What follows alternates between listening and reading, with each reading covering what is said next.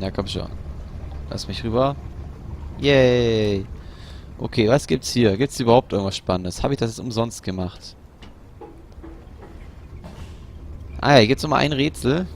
Oh, und eine Audiodatei. Hören wir uns doch mal... Ich glaube, ich warte mal kurz, bis sie zu Ende gedreht hat. Sonst nervt mich das. Hallo?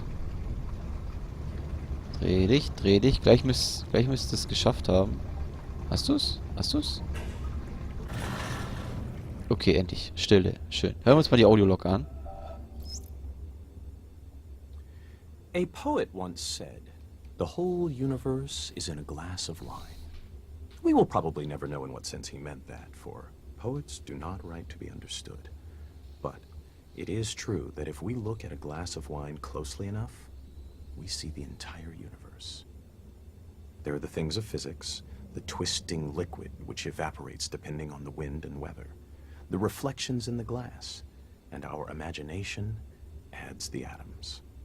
The glass is a distillation of the Earth's rocks, and in its composition we see the secrets of the universe's age and the evolution of stars. What strange array of chemicals are in the wine? How did they come to be? There are the ferments, the enzymes, the substrates, and the products. There in wine is found the great generalization. All life is fermentation. Nobody can discover the chemistry of wine without discovering, as did Louis Pasteur, the cause of much disease. How vivid is the claret, pressing its existence into the consciousness that watches it. If our small minds, for some convenience, divide this glass of wine, this universe, into parts, physics, biology, geology, astronomy, psychology, and so on, remember that nature does not know it. So, let us put it all back together, not forgetting ultimately what it is for. Let it give us one more final pleasure. Drink it and forget it all. Richard Feynman, 1963. Okay, wieder ziemlich krasses Zitat. Finde ich jetzt mal von der Veranschaulichung eines Glas Weins. Ich glaube, ich kann Glas Wein nie wieder normal angucken. Im schlimmsten Fall. Ja. Hoffe ich trotzdem noch, dass ich das hinkriege. Oh, ich muss mich kurz strecken. Oh Gott. Das Rätselraten macht mich so müde. Oh. Also. Wir denken nicht großartig drüber nach. Wir machen so, wie er es gesagt hat. Wir trinken ein Glas Wein und vergessen wieder alles. Gut, Wein habe ich jetzt nicht hier, aber egal. So, wir versuchen es wieder mit der alten Taktik. Wir zählen mal die Felder, die wir haben. Also 4, 8, 12, 16, 20, 24 und 28. Wir haben 2, 4, 5, 2, 4, 6. Wir haben 30 und 28 müssen wir füllen. Also 2 Felder müssen wir aussparen. Jetzt ist die Frage, welche 2? Müssen wir quasi das wieder zusammensetzen. Und wir dürfen natürlich die hier, müssen alle mit drin sein, nicht zu vergessen. Ja. Okay. Das wird jetzt wieder etwas schwieriger. So, so, natürlich die. Da habe ich 4, dann habe ich die zusammen. Dann habe ich hier 4. Und da habe ich 4. Dann passt das aber nicht mehr. Okay, die 2 machen mir Probleme. Und vor allem, das muss ja auch noch mit. 4. Boah, wenn ich das so und so drehe, habe ich Moment, so und so. Mache ich das so und so. Dann habe ich dich auch noch. Dann drehe ich das so. So habe ich die da. Nein, dann bist du ja draus. Nee, warte mal so. Wow, Mann. Mein Kopf explodiert schon wieder. Wir müssen 2 aussparen. Da gibt es eigentlich, ja, es gibt leider schon viel zu viele Möglichkeiten, um 2 auszusparen. Hier könnte ich 2 aussparen zum Beispiel. Ich könnte auch einfach hier 2 aussparen. Also, man merkt, die Möglichkeiten sind groß. Das heißt, wir sollten echt drüber nachdenken, wie man das Ganze macht. Also, ich den jetzt hier hinstopfe, der kommt da rein. Boah. Die 4, nein, das geht nicht. Da habe ich hier einen Klotz. Da habe ich hier noch was frei. Mit dem kommt der hier runter. Nee. Kommst du dahin? Dahin. Du kommst dann hier hin.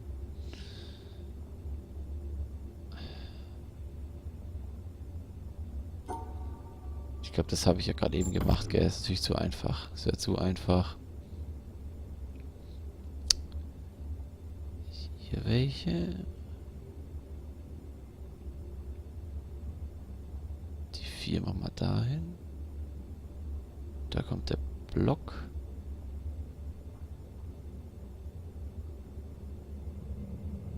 Moment. Der Block kommt hier hin.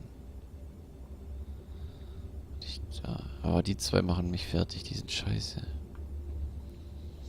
Die sind richtig kacke, die 2 hier, weil die so eine dämliche Form haben, dass man sich diesen Kopf gar nicht richtig merken kann.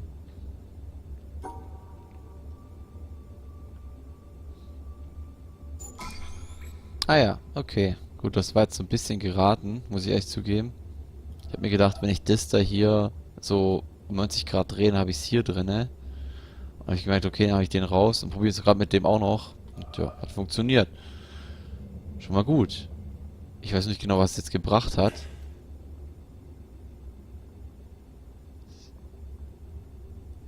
Ah, das hat die Farbe geändert. Kann das sein, dass ich jetzt hier quasi Farbe reingepumpt habe oder so? Ich bin mir gar nicht sicher, was ich überhaupt getan habe.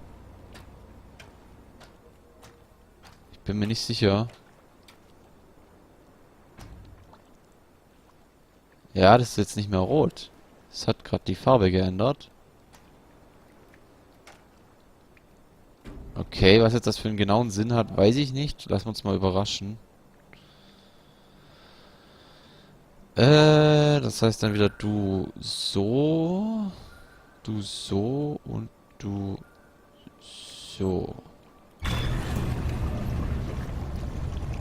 Ja. Wir wollen zu schwarz, damit wir dann zu rot kommen. Komm her, komm her, komm her. Yay, okay. Dann müssen wir jetzt hier durch. Da ist noch alles rot, ist auch alles okay so.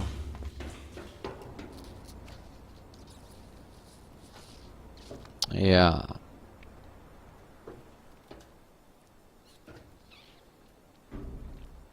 Und das sind hier die Plattformen. Jetzt muss ich mal... Boah, okay, jetzt versuchen wir es mal hier nochmal. Indem ich das mal kurz so mache. Kann ich von hier aus? Nee, okay, da komme ich nicht ran.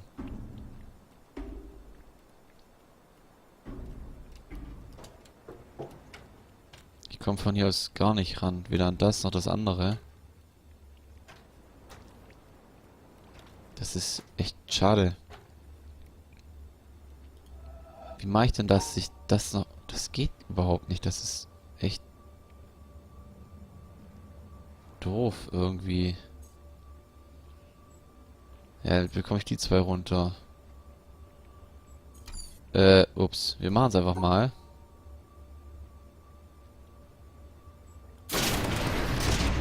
Wir machen es mal. Ich versuche es jetzt mal auf eine andere Art und Weise.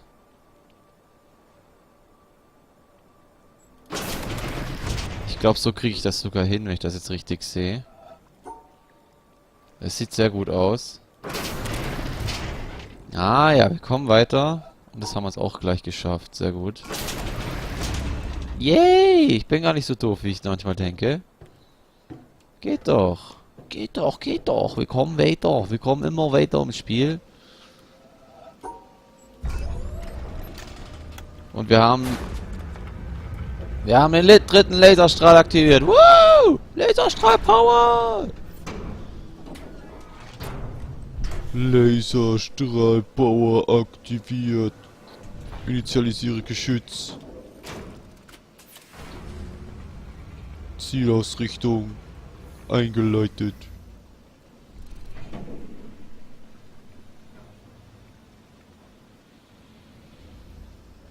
Na komm. Mach irgendwas. Fahr mal schneller hoch. Das braucht ein bisschen. Eigentlich könnte ich ja wieder gehen, gell? Das hatte eh alles super. Aber ich will sehen. Komm. Jetzt hier. Ziel erfasst. Feuer frei.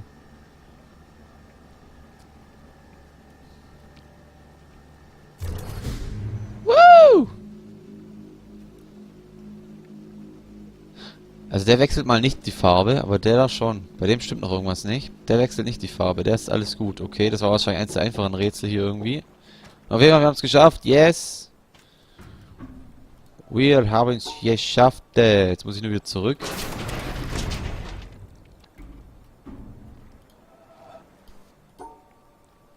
Wow, Zicke-Zacke. Hoi, hoi, hoi.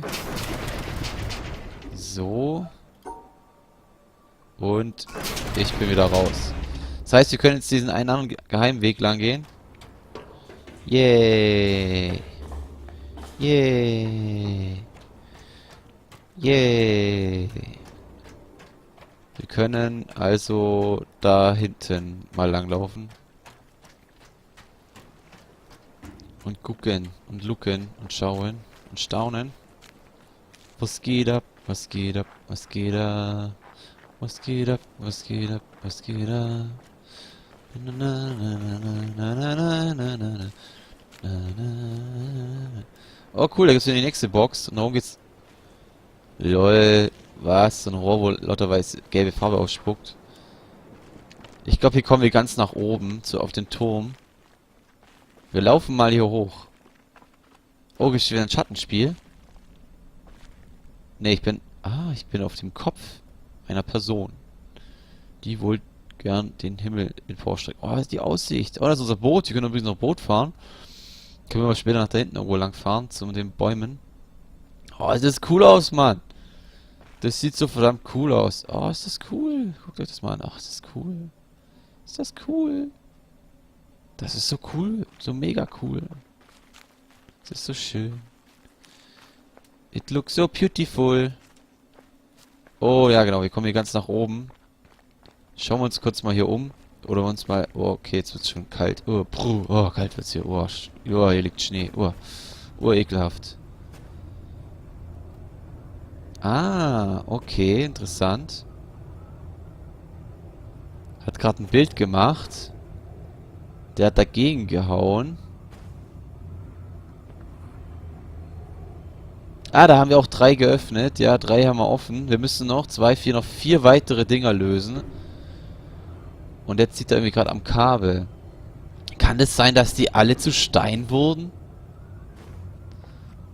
Ich glaube, die Story ist die, dass der da hier wahrscheinlich so ein verrückter Wissenschaftler war und die wollten das verhindern und dann hat das nicht so ganz funktioniert und die wollten einfach mal so geil mal jetzt mal ein Bild von machen.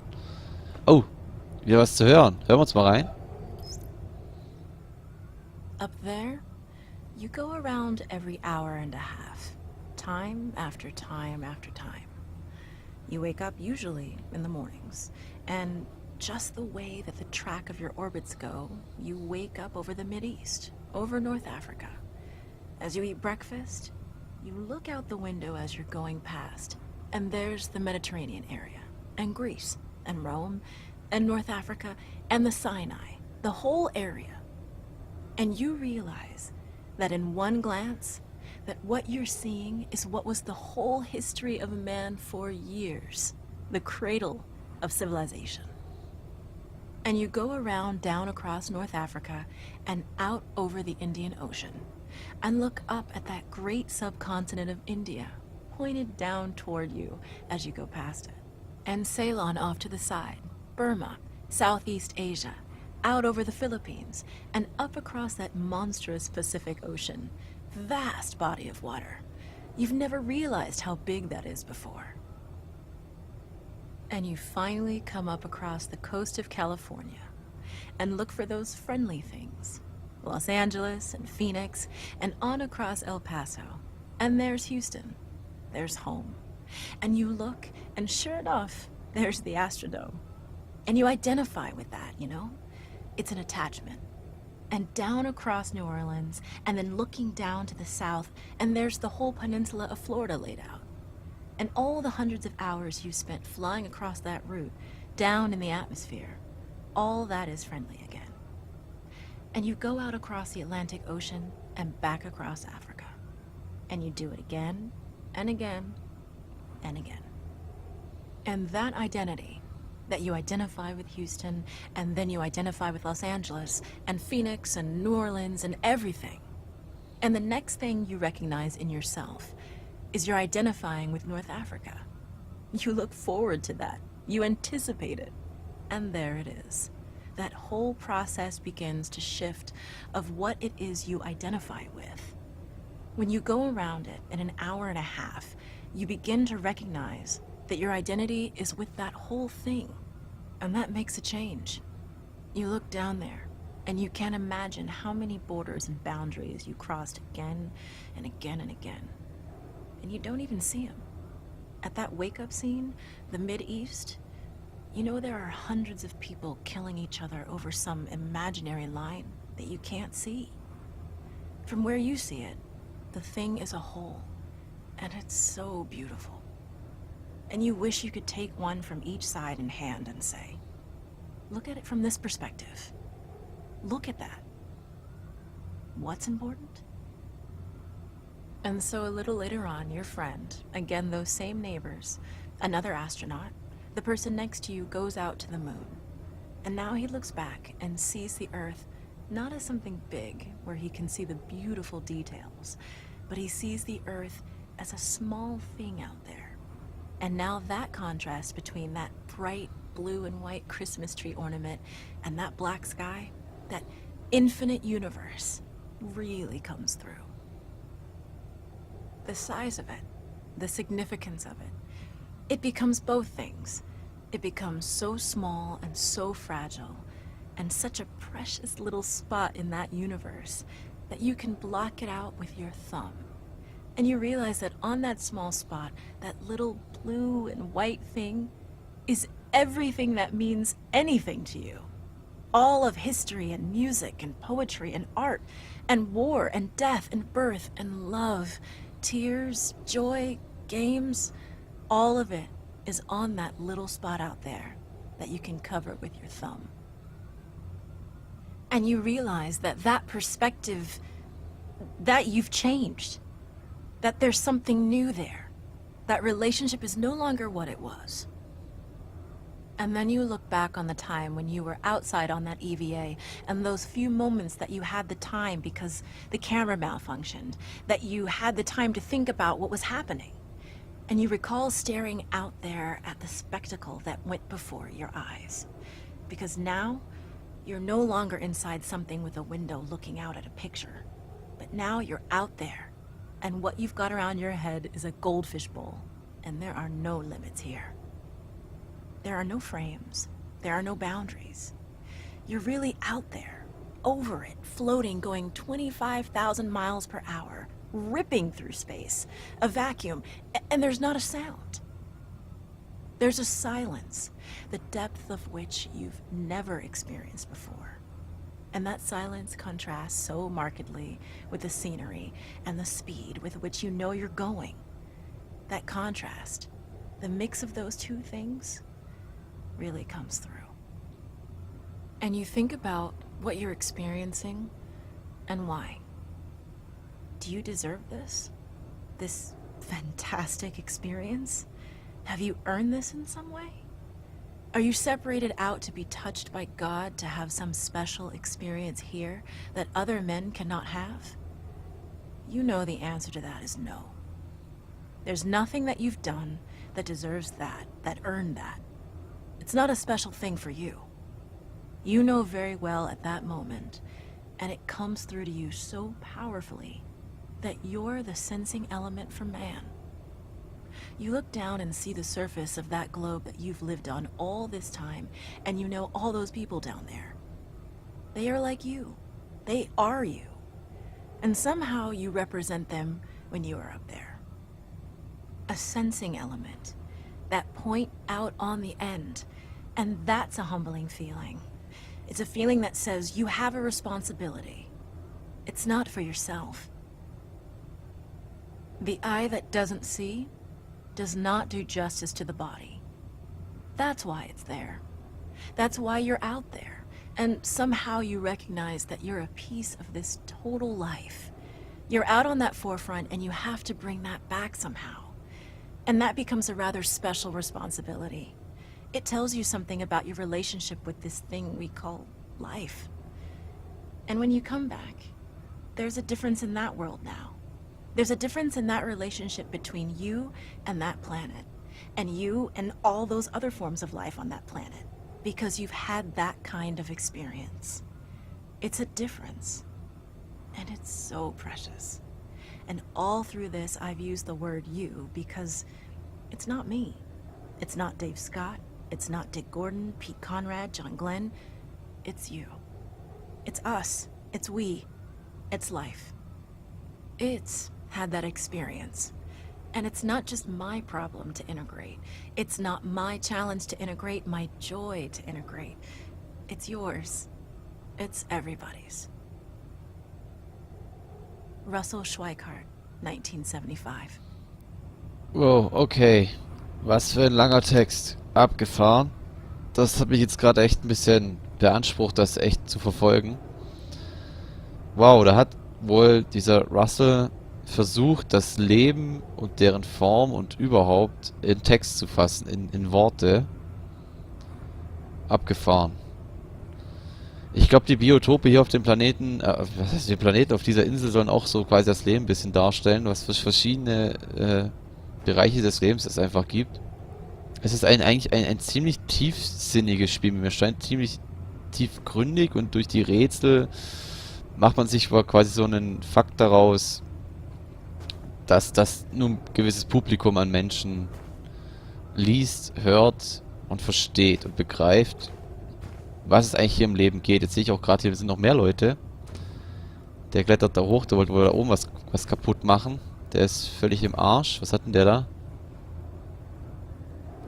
Laptop und irgendwas in der Hand, was ich nicht erkenne, was das ist. Und die sind noch so am Diskutieren, so, willst du dich nicht aufhalten? Nein, fass meine Bibel nicht an oder sowas. Und wieder jemand am Laptop. Und wieder so ein komisches Ding in der Hand. Also bei der Hand. Okay, also hier scheint sich wirklich was Krasses abgespielt zu haben. Und wir sind quasi jetzt die Überbleibsel entdecken. Ja, und boah, das Spiel, Alter, das flasht einfach, finde ich. Das hat echt was Krasses in sich. Einfach dieses Wir und das Leben und wie groß das Leben ist und wie hat es gemeint? Es gibt einfach keine Grenzen, keine Linien, es gibt keine Ländergrenzen. Es gibt solche naiven Menschen, die darum kämpfen, Krieg führen und sich gegenseitig töten und wow. Es geht hier noch runter? Okay, das habe ich auch nicht gesehen, aber wow, einfach wow, das Spiel ist einfach krass. Der Hammer. Okay, das Rätsel können wir sogar lösen. Da wissen wir, wie es funktioniert. Das ist wahrscheinlich wieder eine unsichtbare Linie. Aber das wird schwierig.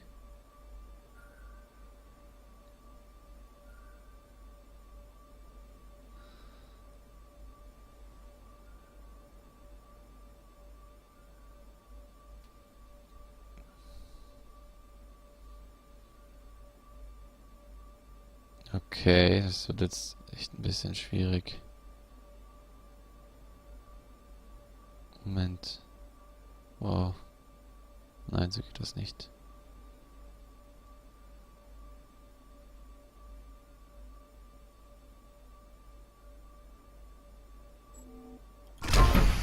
Ah ja. War ja doch nicht so schwierig. Wir kommen deutlich, wesentlich stärker voran. Oh mein Gott, wir haben wieder so ein Ding gefunden. So ein Rätselteil. Wow, und das Muster male ich mir auf. So doof bin ich jetzt nicht, dass ich mir das merke, bis wir da sind. Wieder beim nächsten Filmabschnitt male ich mir das mal ganz dreist auf. Ich habe doch hier so einen schönen Block. Moment, ich muss mir das echt aufkritzeln. Wo ist mein Bleistift? Da ist mein Bleistift. Gott, das hat so eine dämliche Wabenform. Wie soll das bei einem Karo-Blatt Papier, wie soll das denn aufzeichnen, Mann? Ich kacke. Moment, ich versuch's gerade. So. Erstmal das Raster an sich zeichnen, versuchen. Das wäre dann so ein... Scheiße, ich habe schon falsch gemacht. Ich habe 5 weggemacht. Ah, verdammt. brauche ein Sechseck. Shit. Nochmal von vorn. I'm so sorry. So, so. So, so. Okay, jetzt habe ich ein Sechseck. Dann machen wir das zweite Sechseck.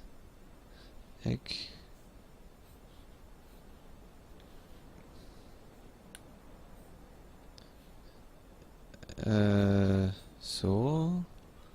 Wie sind das überhaupt an Sechsecke? 7. Das sind 7, gell? Okay. Ich finde das Spiel so toll. Das hat so echt einen richtigen... Oh, das ist einfach so ein Anspruch. Einfach so einen intellektuellen Anspruch, dieses Spiel. Ich finde es einfach so mega. Ich kann es euch echt nur ans Herz legen, hey, das zu kaufen. Das ist einfach toll. Also, ich finde es toll. So, jetzt habe ich mal das abgezeichnet. So, der Startpunkt ist unten rechts. Einmal hier.